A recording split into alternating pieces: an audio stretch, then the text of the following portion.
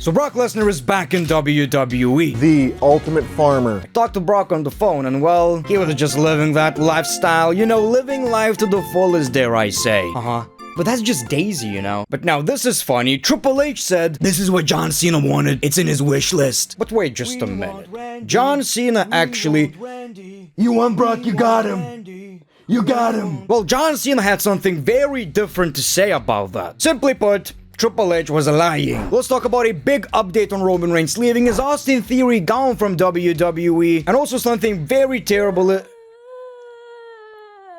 Oh, that's just your wallet crying because ESPN secures exclusive $1.6 billion deal that for some fans will be very expensive. Welcome back everybody to Greatness of Wrestling. How are you guys doing today? If you haven't subscribed to the channel yet, I would really appreciate it. So when Brock Lesnar came back, Triple H had some things to say. Obviously, he avoided a press conference. I mean, we all know that's the real reason. He doesn't want to get asked about that. Y'all know my stance on Brock Lesnar returning. I think the moment was absolutely unbelievable, and we'll just see where it goes. Triple H claims this is John Cena's wish list. John Cena's. It's him writing the last chapter of his book. And I think people saw a conversation with us where he said we would have to screw it up pretty badly to ruin his career. Sometimes they almost did. But it's not about that for me. It's about John being able to go out the way he wants to go out. To write his chapter. I know what that's like for everybody to feel that. And I think for John to be able to do what he wants to do. One of the very first things I said to him is, what do you want? And how? And we're working through that. Basically what he's insinuating, John Cena's wish list. You've probably seen these reports saying John Cena was the one who wanted Brock in WWE.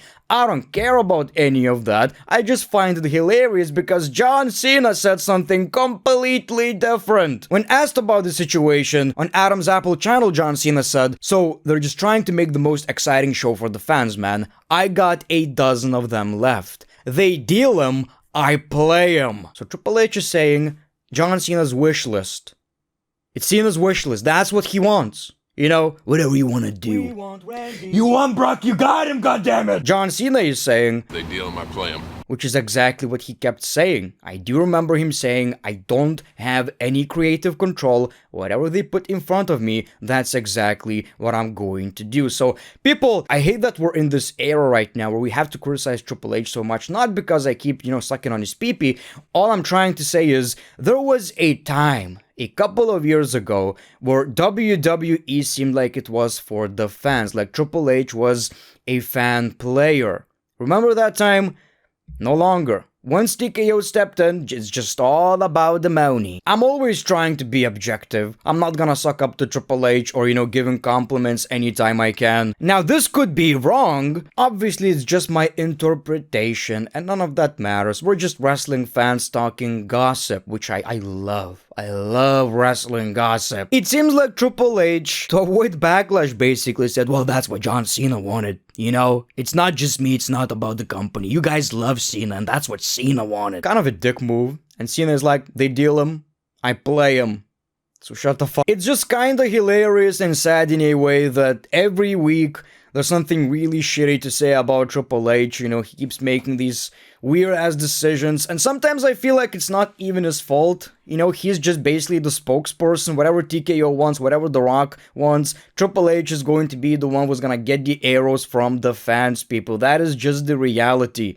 I kinda miss the times when TKO was not in play. That one short period where WWE was pretty much strictly run by Triple H. Even then, we don't actually know that. But WWE seemed different. This does not feel like the same WWE that, we watched when Triple H actually took over. This feels very different. It feels like it's not necessarily for us anymore. Now, I can enjoy that, whatever. I'm just speaking the truth, the way I feel, relying on these big-ass moments, relying on social media engagement, which is understandable. It's business, that's the way it works.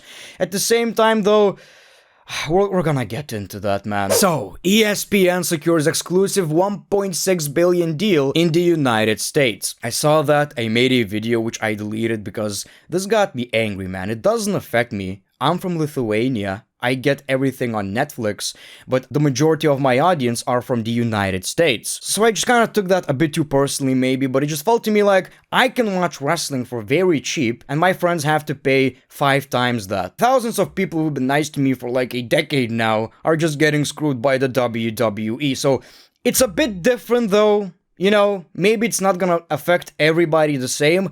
Let me sum it up. If you have cable, maybe you're fine. In addition to ESPN DTC subscribers, fans that access ESPN through a traditional pay TV provider, example Comcast, DirecTV, Hulu, YouTube TV, all that stuff, will also have access to the new features through the enhanced ESPN apps. Not sure what that means, but maybe if you're paying for YouTube TV, you ain't gonna have to pay for WWE Premium Live Events, which sounds good, but what if? What if you don't care about any of that stuff? Which I'm sure a lot of you don't really. A lot of you want wrestling. So if you're not using any of that, go check on your wallet because it's crying. If I may sum up this entire situation by quoting one of the greatest WWE theme songs of all time, here comes the money. Here we go. Money talks. Here comes the money. Money, money, money, money, money, money, money, money, money. Dollar, dollar. Dollar, dollar.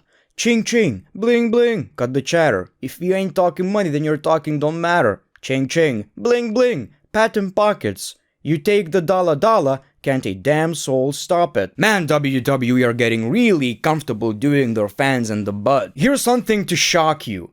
I'm from Europe. This is what I pay. I pay for Netflix, the premium plan, which only costs $11.99. If you are from the United States, you pay $24.99 for the same plan. Again, I only pay $11.99 and I get everything. I get Raw, I get SmackDown, I get NXT, I get all the premium live events. What do? You get Raw. That's it. Then you have to pay for Peacock. Well, that's about to change. Imagine if you have to pay $25 for Netflix, $30 for premium live events on ESPN, and then there's SmackDown, which I don't know, I could be wrong, costs like $40, $50 on cable. I could be totally wrong. That's way too much money. Everybody's dealing with a different financial situation, so just knowing the fact that a lot of you guys are getting screwed again, it sucks. Let me put that into perspective. If you only come to ESPN for premium live events, we get like 1 PLE per month, mostly. So if you only care about that 1 PLE, you're paying for a pay-per-view.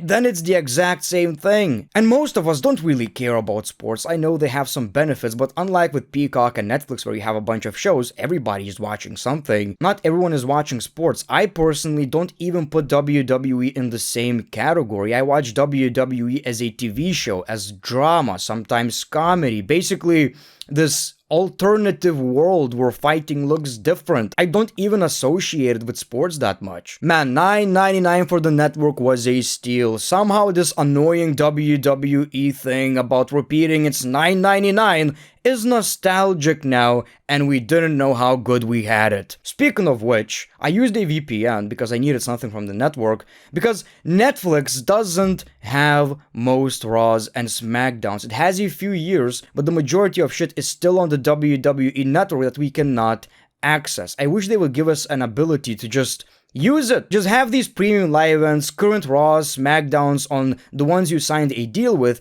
Give us old shit on the WWE network back. I think TKO was the best thing that could happen for the WWE when it comes to business, and the absolute worst thing that could happen to the fans. The greed in the WWE is just kinda killing me lately. Obviously it could change. Maybe there's going to be a separate plan where you can pay like, I don't know, $15 for WWE premium live events. I have no idea, but they didn't really do a good job at explaining yet. So there's that, and also all the sponsors. Like, it's getting to comedy levels. Like somebody's saying, next thing you know, they're gonna put sponsors on tables. They did that. It's almost like a parody at this point. So let's say you're gonna have to pay $30, which again, I feel so sorry for American fans. This is unfair. This is horrible. You're already paying for a lot of shit, including so many streaming services and, music service, whatever. A lot of shit. So I feel like a lot of people are going to just stick to watching highlights. It's not gonna be worth it. Are you gonna order Night of Champions for $30 if you're not in a very good financial situation at the time? I don't know. And it's like WWE probably don't even care. They secured the deal, they got the money. I don't think it's about the subscriptions as much as just, getting the deal. And they get the most attention from Instagram posts, a YouTube channel. Like, these are getting crazy amount of views. So a lot of people not subscribing to ESPN ain't even gonna affect them that much. But again, I especially feel sorry for younger fans, little Jimmy. How do you say to your mom, well, remember this WWE thing? Now it's $30 every month. Shut your ass, Jimmy, we ain't paying for shit. I never had a luxury of watching WWE pay-per-views, but I can't imagine my dad paying for that shit. And there are gonna be some WWE butt lickers we're gonna say it's a great deal. Give me one benefit then. Give me one reason why I should change my mind. Anyway, Triple H said this: WWE PLEs on ESPN beginning in 2026 are going to be bigger and more of a spectacle than they've ever seen before. Okay. We'll take your word for it, I guess. We'll see. For $30 though, we're gonna have to do greet and meets in my house then, I don't know. But again, for people who have something like YouTube TV, I guess, or Hulu, maybe it's not going to affect you, and maybe it's going to be even better than before, which I hope is the case. You probably saw a lot of rumors that Austin Theory is getting released by the WWE simply because it's been said he's removed from WWE's internal roster. That got me really worried. Obviously, we're not seeing him on TV. As far as we know, he's injured.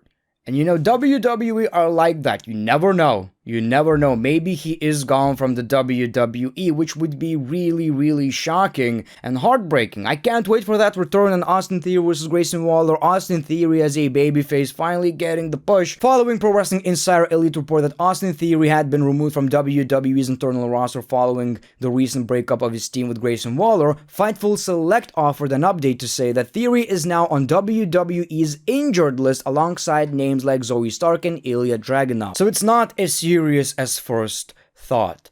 It's fine. It's gonna be great. Doesn't mean it couldn't change though. WWE have something really special right now. It's very simple. You have Austin Theory coming back, pretending like he doesn't know all the shit Grayson was talking. Grayson is still like, yeah buddy, we're friends, right? And then he smacks him in the face. Crowd goes wild. That's all you really need to do. He has the crowd behind him right now, simply because you've been screwing the guy. Like, people didn't even like Theory that much. They realized he's pretty good. Even if you didn't like him, he wasn't that bad to be in a position he is right now. So now he has the support. All you really need to do is some simple booking. I talked about Roman Reigns and how he was written off television, and possibly it's a little bit different than that. Contrary to another recent report, Fightful and Pro Wrestling Insider both say filming on the new Street Fighter movie doesn't start until September 2nd. Insider says Roman Reigns will be needed on set for 4 weeks and should be done the week of September 26th. Both sides say Cody Rhodes isn't expected to be needed nearly as much as Reigns. So my initial video is still correct.